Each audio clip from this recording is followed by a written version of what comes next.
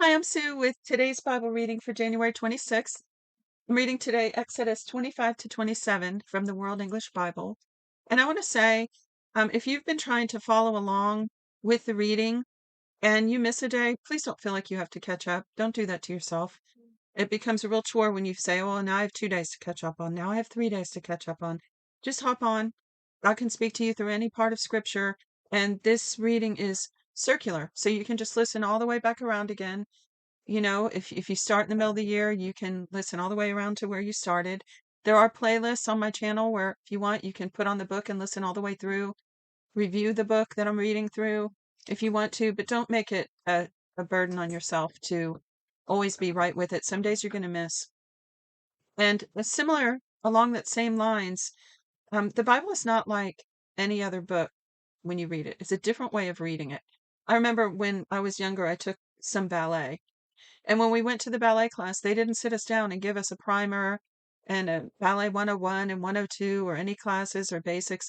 We just stood in line with everybody and followed along, kind of like an aerobics class. We had no idea what we were doing, didn't know any of the positions or moves, but we just followed the teacher and mimicked the movements until they became our own.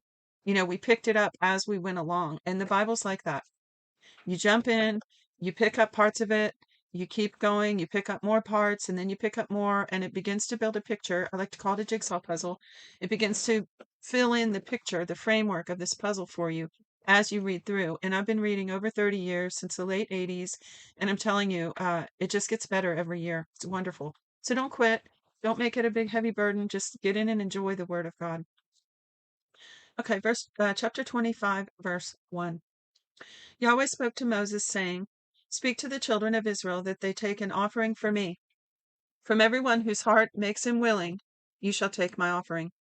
This is the offering which you shall take from them: gold, silver, bronze, blue, purple, scarlet, fine linen, goat's hair, rams, skins dyed red, sea cow hides, acacia wood, oil for the light, spices for the anointing oil, and for the sweet incense, onyx stones and stones to be set for the ephod and for the breastplate.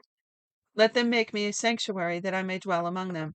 Okay, so this is the beginning of the tent of the meeting, the very, very beginning.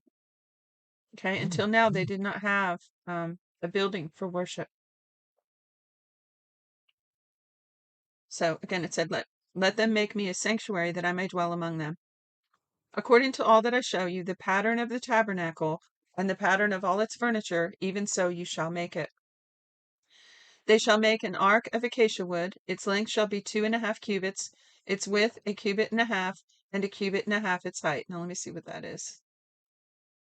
A cubit is the length from the tip of a middle finger to the elbow on a man's arm, or about 18 inches or 46 centimeters. So 18 inches for us, 1.5 feet. So it says its length shall be 2.5 cubits, its width 1.5 cubits, and 1.5 cubits its height. You shall overlay it with pure gold. You shall overlay it inside and outside, and you shall make a gold molding around it. You shall cast 4 gold rings of gold for it, and put them in its 4 feet. 2 rings shall be on the one side of it, and 2 rings on the other side of it. You shall make poles of acacia wood, and overlay them with gold. You shall put the poles into the rings on the sides of the ark to carry the ark. So it's a rectangular box. The poles shall be in the rings of the ark, they shall not be taken from it. You shall put the covenant which I shall give you into the ark. So, for those that don't know, this is the Ark of the Covenant. I believe that it is made after the pattern of the one in heaven. And inside of this, he's telling him to put the covenant, which is going to be the 10 Commandments or the commandments. And later, it's going to have some manna, and it will have Aaron's rod that budded. I think that's it. I think that's all that ever goes in it. Correct me if I'm wrong, but so this is a sacred ark, which has the mercy seat, which is where Jesus' blood was poured out on the heavenly mercy seat. So this is a copy. I want to be careful with my words. It's a copy of the one that's in heaven. Very important. Okay, this is sacred. This object that they're making. So he says, You shall make a mercy seat of pure gold. 2.5 cubits shall be its length, and 1.5 cubits its width. You shall make 2 cherubim of hammered gold. You shall make them at the two ends of the mercy seat. Make one cherub at the one end and one cherub at the other end. You shall make the cherubim on its two ends of one piece with the mercy seat. The cherubim shall spread out their wings upward, covering the mercy seat with their wings, with their faces toward one another. The faces of the cherubim shall be toward the mercy seat. You shall put the mercy seat on top of the ark, and in the ark you shall put the covenant that I will give you. There I will meet with you, and I will tell you from above the mercy seat, from between the two cherubim which are on the ark of the covenant, all that I command you for the children of Israel. You shall make a table of acacia wood. Its length shall be 2 cubits, and its width a cubit, and its height 1.5 cubits. You shall overlay it with pure gold, and make a gold molding around it. You shall make a rim of a hand width around it. You shall make a golden molding on its rim around it. I'm sorry, y'all. You shall make 4 rings of gold for it, and put the rings in the 4 corners that are on its 4 feet. The rings shall be close to the rim for places for the poles to carry the table. You shall make the poles of acacia wood and overlay them with gold, and that the table may be carried with them. It's funny, it repeats that instruction. I don't know why it does that in places. You shall make its dishes, its spoons, its ladles, and its bowls with which to pour out offerings. You shall make them of pure gold. You shall set bread of the presence on the table before me always. You shall make a lampstand of pure gold. The lampstand shall be made of hammered work.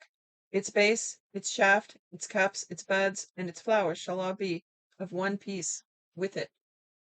There shall be 6 branches going out of its sides, 3 branches of the lampstand out of one side, and 3 of the branches of the lampstand out of its other. 3 cups made like almond blossoms in one branch, a bud and a flower, and 3 cups made like almond blossoms in the other branch, a bud and a flower. So for the 6 branches going out of the lampstand, and in the lampstand 4 cups made like almond blossoms, its buds and its flowers, and a bud under 2 branches of one piece with it, and a bud under 2 branches of one piece with it. I'm lost already with this. I was envisioning it, but now it's lost me.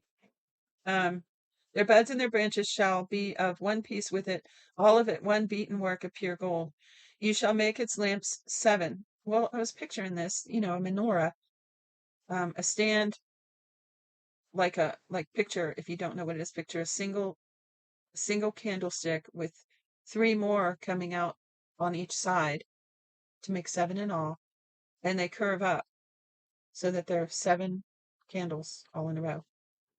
You can look it up if you don't know what that is. But then they started talking about these other ones with 4 and 6 and blah, blah, and it lost me. I'd have to reread that. Okay, so but then down here again it says, You shall make its lamps 7, and they shall light its lamps to give light to the space in front of it. Its snuffers and its snuff dishes shall be of pure gold. It shall be made of a talent of pure gold. Let me see what a talent is. It's about 66 pounds or 30 kilograms or 965 troy ounces. 66 pounds of gold. Wow. And with these accessories, see that you make them after their pattern, which has been shown to you on the mountain. So perhaps Moses saw the heavenly version when he was up on the mountain. 26:1. Moreover, you shall make the tabernacle with 10 curtains of fine twined linen, and blue and purple and scarlet, with cherubim. You shall make them with the work of a skillful workman. The length of each curtain shall be 28 cubits, and the width of each curtain 4 cubits. All the curtains shall have one measure. 5 curtains shall be coupled together to one another, and the other curtains shall be coupled to one another. You shall make loops of blue on the edge of one curtain from the edge in the coupling, and you shall do likewise on the edge of the curtain that is outmost in the second coupling. So they're making a tent with these beautiful curtains, fine twined linen, white and blue, and I think that said white. At any rate, blue, purple, scarlet. I thought white too, because it's what the pictures have. But anyway, all around this big rectangular tent with one entryway. Okay, so it says, just so you can understand, it's making rings to hang the linens on, bars and limbs and posts. So it says, You shall make 50 loops in the one curtain, and you shall make 50 loops in the edge of the curtain that is in the second coupling The loops shall be opposite one another. You shall make 50 clasps of gold and couple the curtains to one another with the clasps. The tabernacle shall be a unit. You shall make curtains of goat's hair for a covering over the tabernacle. You shall make 11 curtains. The length of each curtain shall be 30 cubits, and the width of each curtain shall be 4 cubits. The 11 curtains shall have one measure.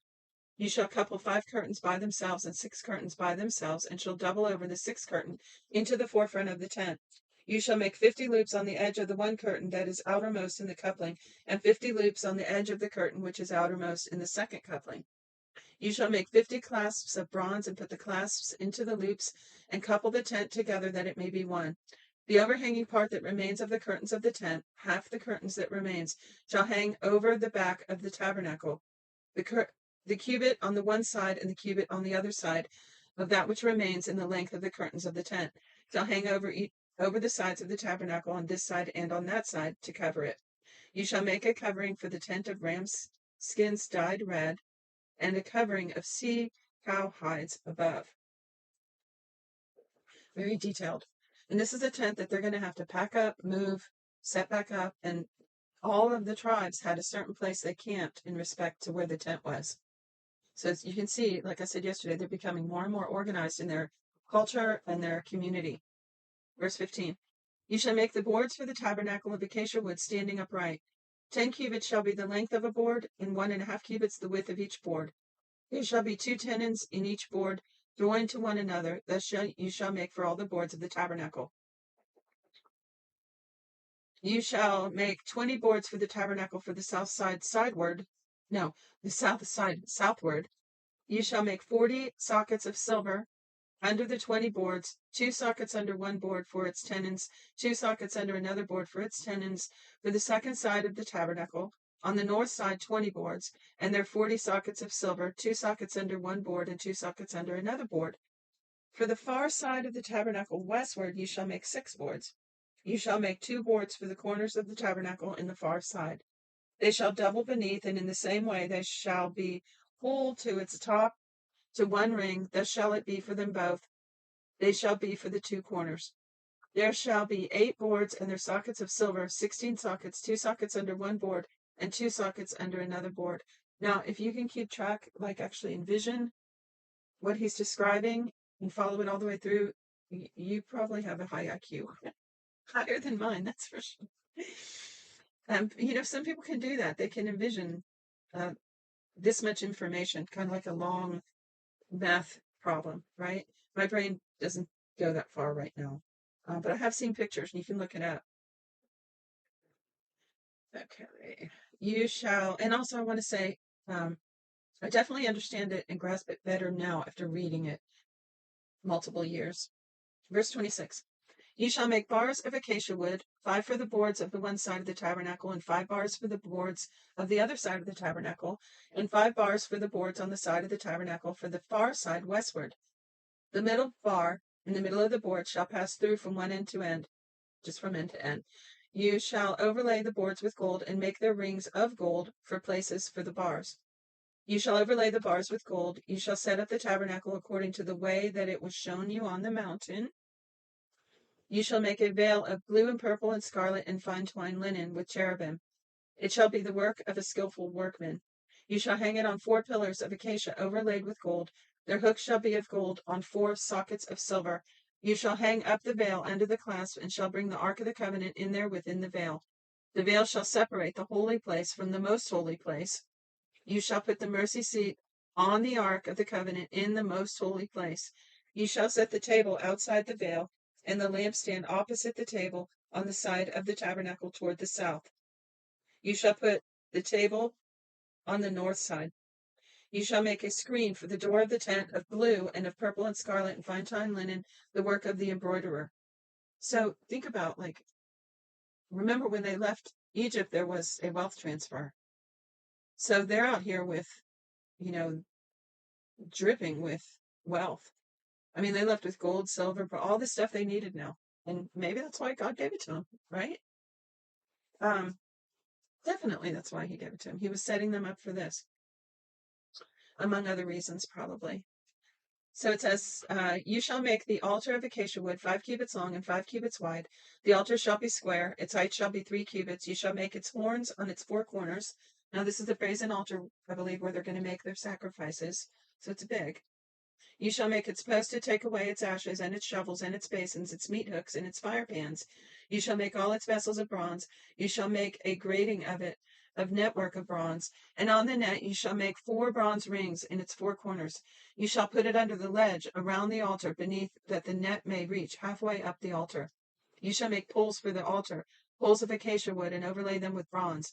Its poles shall be put into the rings, and the poles shall be on the 2 sides of the altar when carrying it. You shall make it hollow with planks. They shall make it as it has been shown you on the mountain. You shall make the court of the tabernacle for the south side southward. There shall be hangings for the court of fine twined linen 100 cubits long for one side. Its pillars shall be 20, and their sockets 20 of bronze. The hooks of the pillars and their fillets shall be of silver.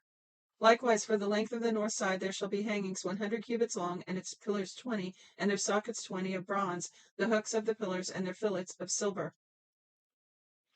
For the width of the court on the west side shall be hangings of 50 cubits, their pillars 10, and their sockets 10.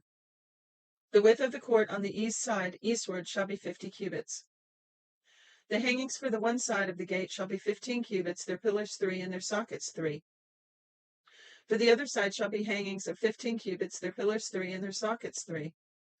For the gate of the court shall be a screen of 20 cubits of blue and purple and scarlet and fine twined linen, the work of the embroiderer, their pillars 4, and their sockets 4. All the pillars of the court around shall be filleted with silver, their hooks of silver, and their sockets of bronze. The length of the court shall be 100 cubits, and the width 50 throughout, and the height 5 cubits of fine twined linen, and their sockets of bronze. All the instruments of the tabernacle in all its service, and all of its pins, and all the pins of the court shall be of bronze. You shall command the children of Israel that they bring to you pure olive oil, beaten for the light, to cause a lamp to burn continually. In the tent of meeting, outside the veil, which is before the covenant, Aaron and his sons shall keep it in order from evening to morning before Yahweh. It will be a statute forever throughout their generations on the behalf of the children of Israel. And that's it for today's reading. Hope you enjoyed it. Join me for tomorrow's reading from Exodus 28 through 29. Shalom.